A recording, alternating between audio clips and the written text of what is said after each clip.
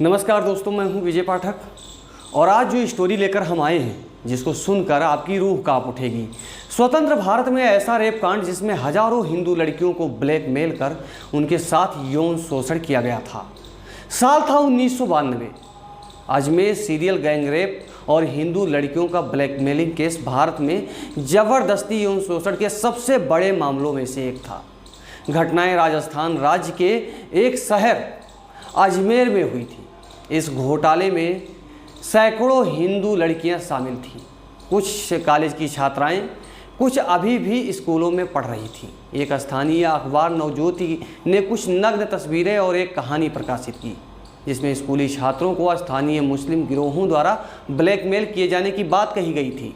मामले की जांच पुलिस ने राजनीतिक दबाव में रोक दी क्योंकि मुख्य आरोपी फारूक चिश्ती अजमेर शरीफ दरगाह के खादमियों के रहने वाले अजमेर भारतीय युवा कांग्रेस के अध्यक्ष थे। आखिरकार 18 सीरियल अपराधियों को अदालत में आरोपित किया गया। 8 को आजीवन कारावास की सजा सुनाई गई। उनमें से 4 को बाद में 2001 में बरी कर दिया गया। राजस्थान के सेवानिवृत्त डीजीपी ओमेंद्र भारद्वाज, जो तब उप महानिरीक्षक के रूप में तैनात थे, कहते हैं आरोपी सामाजिक और आर्थिक रूप से प्रभावशाली स्थिति में थे और इससे लड़कियों को आगे आने और गवाही देने के लिए राजी करना और भी मुश्किल हो गया था।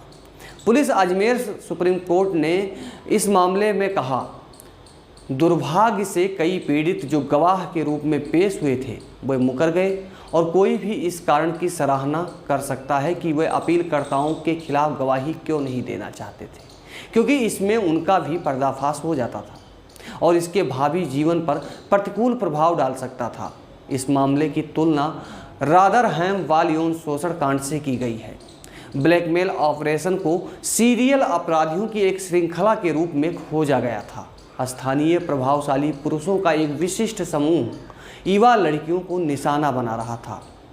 पहले फारूक चिश्ती ने अजमेर के सोफिया सीनियर सेकेंडरी स्कूल की एक छात्रा को फंसाया और उसकी अश्लील तस्वीरें खींच ली।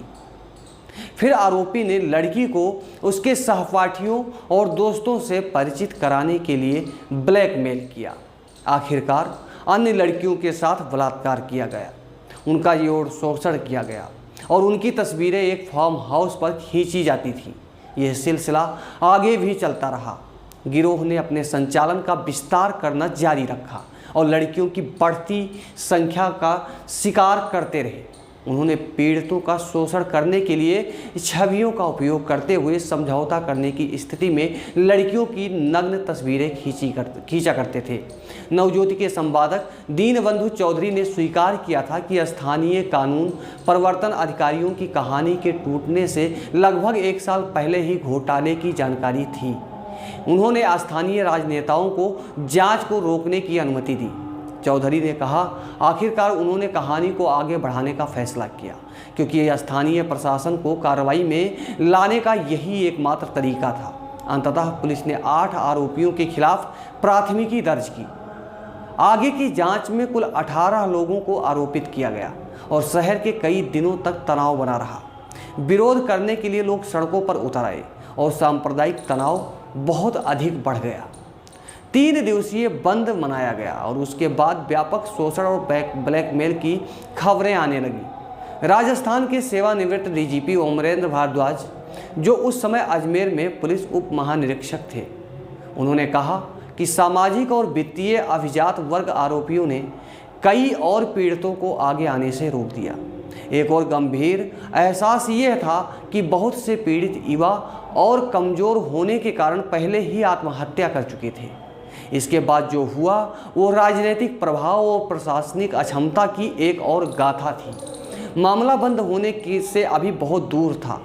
कई पीड़ित जिन्हें गवाह बनना था वो मुकर गए। सामाजिक कलंक और बहिष्कार की बदबू इतनी बुरी थी कि शहर की लड़कियों को गिरोह को शिकार होने के रूप में सामान्यकृत किया जाता था। पीड़ितों की संख्या कई सौ मानी जाती थी। कुछ ही पीड़ित सामने आए। स्थिति इतनी खराब थी कि संभावित दूल्हे जो अजमेर की लड़कियों से शादी करने वाले थे, अखबारों के कार्यालयों में आकर यह पता लगाने की कोशिश कर रहे थे कि क्या वे जिस लड़की से शादी करने जा रहे हैं उनमें से वो एक लड़की तो नहीं है जो यौनाचार की शिकार हुई है।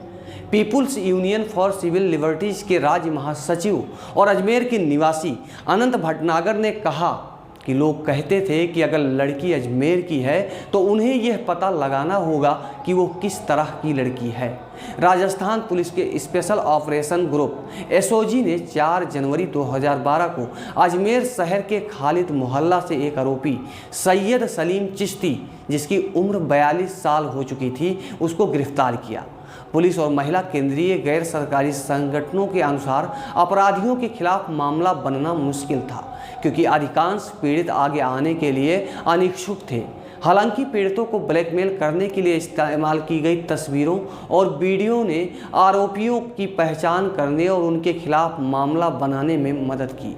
जांच में 30 पीड़ितों की पहचान की गई। इनमें से केवल 1 दर्जन मामले दर्ज किए गए और 10 बाद में पीछे हट गए। केवल 2 पीड़ितों ने मामले को आगे बढ़ाया। भारतीय दंड संहिता और महिलाओं के अश्लील प्रतिनिधित्व निषेध के तहत अपहरण और सामूहिक बलात्कार का आरोप लगाने वाले 18 आरोपियों में से तब से आत्महत्या कर ली। 2013 में राजस्थान उच्च न्यायालय ने फैसले को बरकरार रखा।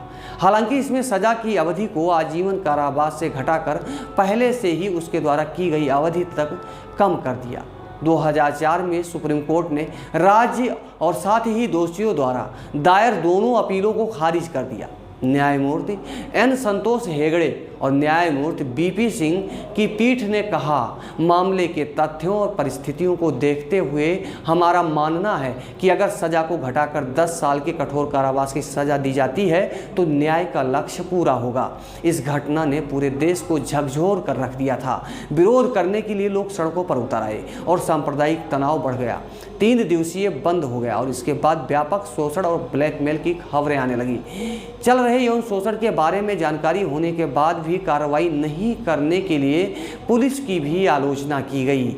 इसने मामले को भी रोक दिया, क्योंकि स्थानीय राजनेताओं की चेतावनी दी थी कि आरोपियों के खिलाफ कार्रवाई से बड़े पैमाने पर सांप्रदायिक तनाव होगा। अजमेर दरगाह की देखरेख करने वाले अंजुमन समिति के संयुक्त सचिव मुसब्बिर हुसैन ने इंडियन एक्सप्रेस को बताया, यह एक ऐसा मामला है जिसके बारे में अजमेर में कोई भी बात नहीं करना चाहता, क्योंकि अपराधियों की प्रकृति है, यह हमारे शहर के इतिहास पर एक धब्बा है। धब्बा तो है, लेकिन क्या आज उन बच्चियों को न्याय मिली? यह एक प्रश्न चिन्ह भी है, क्योंकि जिस अजमेर शरीफ पर जाकर आप माथा चढ़ाते हैं, यह अपराधियों का ताल्लुक सीधा उसी दरगाह से था, जिस कारण इसके जांच में भी प्रभाव पड़ा और उसके बाद निष्पक्ष जांच नहीं हो सकी। वो बड़े बड़े पॉलिटिकल कनेक्शन थे, वो कांग्रेस से सपोर्टेड थे, शायद इसलिए भी न्याय नहीं मिला। कैसी लगी हमारी ये स्टोरी कमेंट सेक्शन में ज़रूर बताएं। जय हिंद।